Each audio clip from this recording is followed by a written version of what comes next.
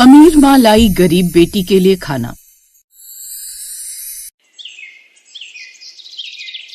राहुल, तुम मुझे छोड़कर नहीं जा सकते। अरे आखिर मुझ में कमी क्या है? जैसे तुम्हारी माँ को लड़की चाहिए, मैं बिल्कुल वैसी ही हूँ। सुंदर हूँ, पढ़ी लिखी हूँ और अमीर भी हूँ। देखो पूजा, मैं मानता हूँ कि हमारा रिश्ता पिछले 8 साल से है, लेकिन अब जब माँ हमारे इस रिश्ते के लिए मान ही नहीं रही तो इसमें मैं क्या कर सकता हूँ। मैं भी तुमसे बहुत प्यार करता हूँ, मैं भी तुमसे शादी करना चाहता हूँ, लेकिन मैं अपनी माँ के खिलाफ भी नहीं जा सकता, क्योंकि मैं तुम्हें पिछले 8 साल से जानता हूँ, लेकिन मेरी माँ को मैं पिछले 29 साल से जानता हूँ। अब 8 साल के रिश्ते के लिए मैं अपनी माँ का दिल नहीं दुखा सकता। पूजा बार बार राहुल के आगे गिड़गिड़ा रही थी, लेकिन राहुल था कि उसे पूजा की फीलिंग की कोई कदर ही नहीं थी और वो पूजा को रोते हुए रोड पर ही छोड़कर चला जाता। कुछ ही देर बाद रोती बिलखती पूजा भी अपने घर आ जाती है, जहाँ वो देखती है कि उसके माता पिता हॉल में बैठे उसका इंतजार कर रहे थे। पूजा की आंखें लाल देख उसके पिता रघु पूजा से सवाल करते हैं। पूजा, तुम्हारी इस तरह आंखें क्यों लाल है और चेहरा इतना सूजा हुआ क्यों है? सब कुछ ठीक तो है ना? पूजा अपने पिता की ये बात सुनती है कि इतने में वो दरवाजे पर ही बेहोश होकर गिर जाती है। अब क्या था? रघु तुरंत अपनी बेटी को अपनी गोद में उठाकर उसके कमरे में ले जाता है और थोड़ी देर बाद रघु अपने फैमिली डॉक्टर को बुलाता है। उनके फैमिली डॉक्टर पूजा का चेकअप करते हैं। डॉक्टर, क्या हुआ? सब ठीक तो है ना? चिंता वाली कोई बात तो नहीं ना? चिंता का विषय है रघु जी, दरअसल आपकी बेटी प्रेग्नेंट है और वो भी 2 महीने की।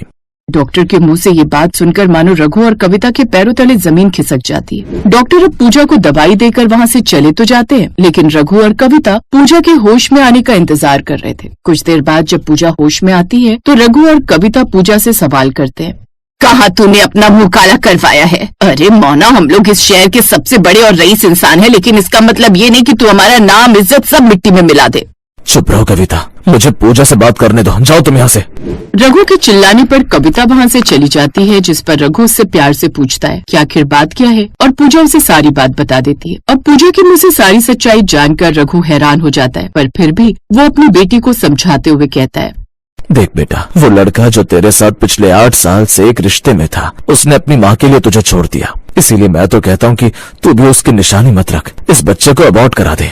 ये कैसी बातें कर रहे हैं पिताजी आप? माना राहुल मुझे धोखा देकर गया है और वो मुझे अपनाना नहीं चाहता, लेकिन इसका मतलब ये नहीं कि मैं अपनी कोख में पल रहे बच्चे को पैदा होने से पहले ही मार दूं। पिताजी, मैं इस बच्चे को जन्म देना चाहती हूँ। पूजा की बात सुनकर रघु कुछ नहीं बोलता और वहाँ से चला जाता है। समय गुजरता है और गुजरते समय के साथ रघु और कविता बार बार पूजा को बच्चा अबॉर्ट करवाने के लिए कहते हैं, लेकिन पूजा हर बार यही बोलती है कि उसे ये बच्चा रखना है। ऐसे ही एक दिन सभी लोग खाना खा रहे थे, तभी कविता अपनी बेटी पूजा के आगे शर्त रखती है। देखो पूजा, तुम जिस तरह इस बच्चे को प्रोटेक्ट कर रही हो, उससे साफ जाहिर है कि हम चाहे कुछ भी कह लें, लेकिन तुम अपना अबॉर्शन नहीं करवाओगी। वो इसलिए माँ, क्योंकि मैं अपने होने वाले बच्चे से प्यार करती हूँ और कोई माँ ये नहीं चाहेगी कि उसका बच्चा इस दुनिया में आने से पहले ही खत्म हो जाए। तो ठीक है पूजा, हम तुम्हें अबॉर्शन करवाने के लिए नहीं कहेंगे, लेकिन बदले में तुम्हें हमारी एक बात माननी होगी। तुम इस बच्चे को जन्म तो दोगी, लेकिन यहाँ नहीं, बल्कि मुंबई के बांद्रा इलाके में। पर उस बच्चे का जन्म होते ही वो बच्चा हम तुमसे अलग कर देंगे। उसकी परवरिश अच्छे से होगी, लेकिन तुम उसे नहीं पालोगी, बल्कि इस बच्चे के बाद तुम वहाँ शादी करोगी जहाँ हम कहेंगे। पूजा अपने बच्चे को जन्म देना चाहती थी, वो उसकी अच्छी परवरिश भी चाहती थी, पर शायद ये तब तक मुमकिन नहीं था जब तक पूजा अपने बच्चों के साथ रहती। सिर्फ इसलिए उसने अपनी माँ की शर्त मान ली। कुछ दिनों में पूजा अब अपनी मौसी के घर मुंबई चली जाती है और देखते ही देखते 9 महीने गुजर जाते हैं। 9 महीने बाद पूजा एक बहुत प्यारी सी बेटी को जन्म देती है। पूजा उसे अपनी गोद में लेकर उसे खिलाई रही होती है कि तभी कविता आती है और उसे उसके बच्चे से दूर कर देती है। कुछ देर बाद कविता पूजा के बच्चे को एक नर्स के हाथ में देकर कहती है, देखो नर्स, चाहे तुम इस बच्चे को कहीं जिंदा फेंक दो या फिर किसी को दे दो, मुझे फर्क नहीं पड़ता, लेकिन ये लड़की दोबारा मेरी बेटी के आसपास भी नहीं भटकनी चाहिए। तुम समझ रही हो ना मैं क्या कह रही हूँ? इसके बदले मैं तुम्हें मुंह मांगी रकम दूंगी। कविता की बात सुनकर नर्स अपना सर हाँ में हिलाती है और पूजा की बेटी को लेकर वहाँ से चली जाती है। तो वहीं अब पूजा भी अपनी माँ के साथ अपने शहर लौट आती है। समय गुजरता है और देखते ही देखते पूजा की शादी विवेक नाम के लड़के से हो जाती है, जो मुंबई में रहता था। उसकी शादी को लगभग 8 साल बीत गए थे, लेकिन अब तक पूजा को कोई बच्चा नहीं हुआ। ऐसे ही एक शाम पूजा अपने पति के साथ मार्केट जाती है, जहाँ वो एक 8 साल की बच्ची को देख भावुक हो जाती है, क्योंकि वो लड़की कूड़े में से खाना निकाल रही थी। ये देख पूजा उसके पास जाती है और, बेटा तुम्हारा नाम क्या है और तुम इस तरह कूड़े में से खाना निकाल कर क्यों खा रही हो?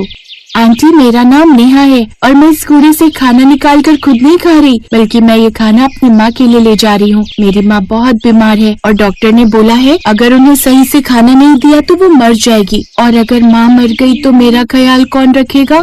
मासूम नेहा की बात सुनकर मानो पूजा का कलेजा फटने को हो जाता है और वो उसे तुरंत गले से लगा लेती है। तभी विवेक वहाँ आता है और पूजा को इस तरह देख विवेक उसके कंधे पर हाथ रखकर उससे कहता है, पूजा तुम क्या कह रही हो? तुम ऐसे ही किसी भी बच्चे को गले नहीं लगा सकती। देखो कितनी गंदी हो रही है वो, और वो कूड़े में से खाना निकाल रही है।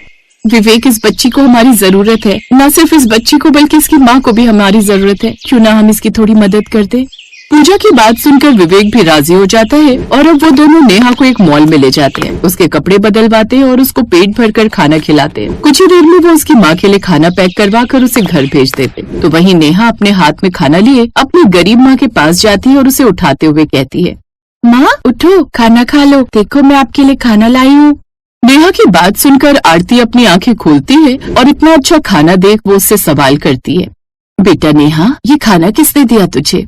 माँ की बात सुनकर अब नेहा सारी बात बताती है और आरती भी वो खाना खा लेती है। अब अगले दिन नेहा को पूजा फिर मिलती है, पर इस बार भी पूजा नेहा को अच्छा खाना खिलाती है और उसकी माँ के लिए खाना भिजवाती है। समय गुजरता है। गुजरते समय के साथ अब आए दिन पूजा नेहा से मिला करती। ऐसे ही एक दिन विवेक पूजा से कहता है, पूजा तुम इस लड़की की इतनी मदद क्यों करती हो? तुम्हारे अंदर इसको लेकर इतनी दया भावना क्यों है? मैं नहीं जानती विवेक, ऐसा लगता है इस बच्ची से मेरा सदियों पुराना कोई रिश्ता है। इसको गले लगाती हो तो सुकून मिलता है। तुम बिल्कुल इसे अपनी बेटी की तरह ट्रीट करती हो। ऐसा लगता है कि एक अमीर माँ अपनी गरीब बेटी के लिए हमेशा खाना ले जाती है और उसे बड़े ही प्यार से खिलाती है। विवेक की बात सुनकर पूजा मुस्कुराती है। समय गुजरता है। एक दिन पूजा और विवेक नेहा के साथ उसके घर जाते हैं, जहाँ पूजा आरती को देखकर हैरान हो जाती है, क्योंकि आरती कोई और नहीं बल्कि वही नर्स थी जिसने उसकी माँ से उसकी बच्ची को लिया था। तुम और तुम्हारी ये हालत? पूजा, शायद भगवान ने मुझे मेरे कर्मों की सजा दी है। मुझे कैंसर है और ये कैंसर आखिरी स्टेज पर है। मैं कुछ ही दिनों की मेहमान हूँ, पर भगवान ने एक माँ को एक बेटी से ज्यादा दिन दूर नहीं रखा। देश से ही सही, पर तुम अपनी बेटी से मिल चुकी हो। क्या मतलब? मतलब ये पूजा की नेहा कोई और नहीं बल्कि तुम्हारी बेटी है। उस दिन तुम्हारी माँ ने मुझे पैसों के साथ तुम्हारी बेटी सौंपी तो मैंने तुम्हारी बेटी को खुद की बेटी बनाकर पाल लिया। पर हाँ, मैंने पैसों का लालच किया था। शायद उसकी सजा मुझे भगवान इस तरह दे रहा है।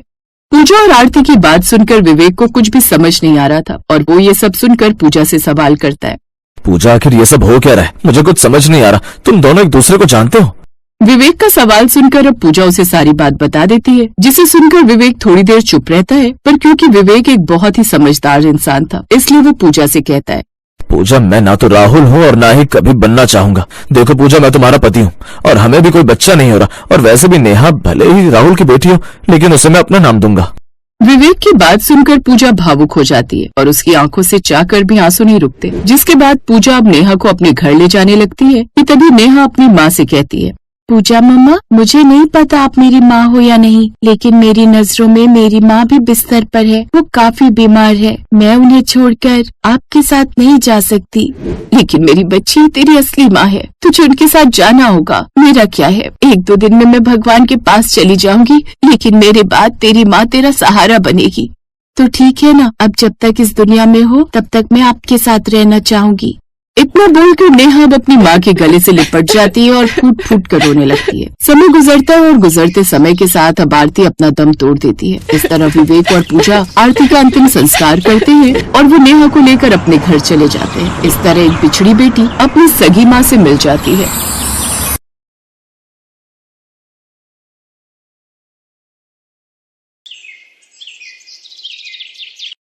यशोदा का पति जब उसके सामने दूसरी शादी करके आया तो उसके पैरों तले तो जैसे जमीन ही निकल गई। जब उसने इस बात का विरोध किया तो उसे घर से निकाल दिया गया।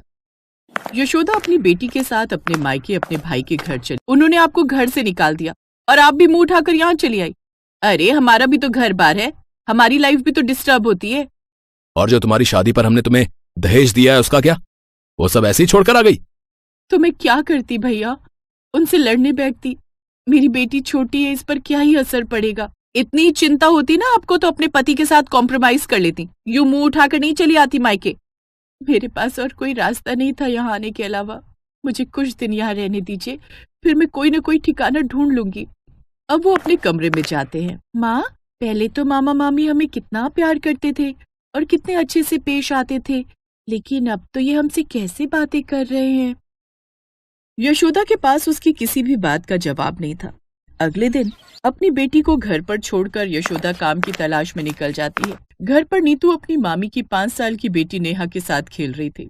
तभी उसकी मामी, ये क्या इतनी बड़ी होकर यहाँ हंसी ठिठोली कर रही है? चल जाकर घर के कामकाज कर ले। अपनी मामी की ऊंची आवाज सुनकर डरते हुए नीतू रसोई में जाकर काम करने लगती है। शाम को यशोदा घर लौटती है। क्या हुआ मोहतरमा, कहीं काम मिला या यूं ही मटर गश्ती करके आ गई? काफी जगह काम की तलाश में गई लेकिन कहीं नौकरी नहीं मिली भाभी। नहीं मिली? हे भगवान, पता नहीं कब तक मुफ्त का राशन तोड़ेगी। खैर जाओ, अब वो ऑफिस से आते होंगे, जल्दी से रसोई में जाकर खाना बनाकर तैयार कर दो। यशोदा चुपचाप रसोई में जाती है और खाना बनाने लगती है।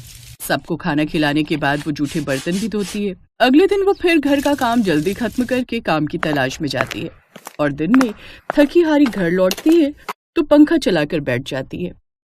लेकिन तभी उसकी भाभी आकर पंखा बंद कर देती है। फ्री की बिजली नहीं आ रही है अब, आज कहीं काम मिला या नहीं? हाँ भाभी, मुझे एक जगह नौकरी मिल गई है। शुक्र है ऊपर वाले का, नहीं तो मुझे लगा था कि ऐसे ही तुम दोनों का बोझ हमें ढोना पड़ेगा। कुछ दिन बाद अपने भाई से कुछ पैसे उधार लेकर वो एक किराए के कमरे में चली जाती है। साथ ही वो अपने भाई को वादा करती है कि वो जल्द ही पैसे लौटा देगी। अब वो अपनी बेटी के साथ किराए के कमरे में रहने लगती है। फिर एक रोज, बेटी अब तू कल से स्कूल जाना शुरू कर दे, पहले ही तेरी पढ़ाई का काफी नुकसान हो गया है। लेकिन माँ, मेरी किताबें और बैग तो घर पर ही रह गया। अरे हाँ, उस रोज जल्दबाजी में मैं लाना ही भूल गई। अब वो अपनी पड़ोसन को फोन करती है और उससे रिक्वेस्ट करती है कि वो नीतू के पिता के यहाँ से उसका स्कूल बैग और किताबें ले आए। वो औरत उसका सामान पहुंचा देती है। अब नीतू के स्कूल जाने के बाद यशोदा भी काम पर जाने लगती है। यशोदा एक फैक्ट्री में काम करने लगती है। सुबह से शाम तक वो काफी थक जाती थी। एक रोज, माँ तुम काफी थक जाती हो ना? आप चिंता मत करो, एक दिन ना मैं पढ़ लिख कर बहुत बड़ी बन जाऊंगी, फिर हम इन सब का ना मुंह बंद कर देंगे। मेरी बच्ची, तू लोगों की बातों पर इतना ध्यान मत दे और अपनी पढ़ाई पर ही ध्यान रख। कामयाब बनो और सबकी बोलती बंद कर दो। अब माँ, मेरी जिंदगी का एक ही मकसद है, अमीर बनना, क्योंकि मैं समझ चुकी हूँ इंसान की तभी इज्जत है जब उसके पास पैसा हो। अब हमें मेहनत करके अमीर बनना है। अब दोनों माँ बेटी दिन रात मेहनत में लग गई। यशोदा भी अपनी नौकरी में जी तोड़ मेहनत करती और नीतू भी अपनी पढ़ाई पर ध्यान देती। ऐसे ही समय बीता। अब नीतू ने 12वीं पूरी कर ली और अब वो गवर्नमेंट जॉब की तैयारी में लग जाती है। ऐसे ही समय बीता। एक रोज यशोदा काम से लौट रही थी, तब उसने सड़क पर एक आदमी को देखा। लॉटरी है, ले लो लॉटरी, सिर्फ 20 रुपए में ही। 20 रुपए दो और करोड़पति बन जाओ। 20 रुपए में करोड़पति? भैया ये क्या कह रहे हो? हाँ, ये लो लॉटरी, 20 रुपए में खरीद लो और बन जाओ करोड़पति। यशोदा 20 रुपए में लॉटरी खरीद लेती है और घर आ जाती है और उस लॉटरी को मंदिर में रख देती है। कुछ दिनों बाद रक्षाबंधन का त्योहार था तो यशोदा बड़ी दुखी थी।